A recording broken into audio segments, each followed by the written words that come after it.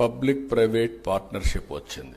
అంత మునుపు ప్రభుత్వాలు డబ్బులు లేవు, మేమేమి చేయలేము అని చెప్పే దగ్గర నుంచి పబ్లిక్ ప్రైవేట్ పార్ట్నర్షిప్తో ఏ పనైనా కూడా సుజావుగా చేసే పరిస్థితికి వచ్చారు.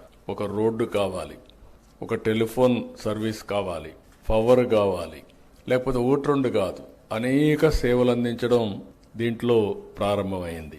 దీంతో వెల్త్ పెద్ద ఎత్తున క్రియేట్ అయింది, ప్రజలకు సదుపాయాలు వచ్చాయి.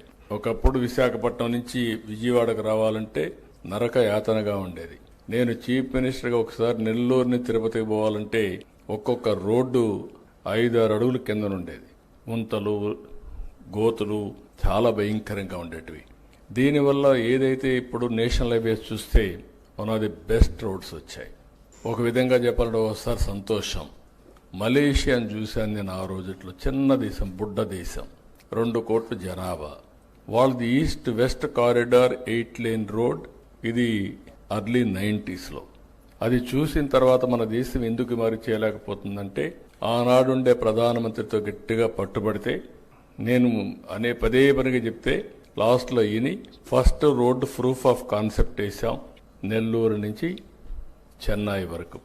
ఆ తర్వాత గోల్డెన్ క్వాడ్రిలేటరల్ రోడ్ వచ్చింది. ఇప్పుడు ఏ డిస్ట్రిక్ట్ పోయినా నేషనల్ హైవేస్ వచ్చాయి, బ్రహ్మాండంగా ఇన్ఫ్రాస్ట్రక్చర్ వచ్చింది.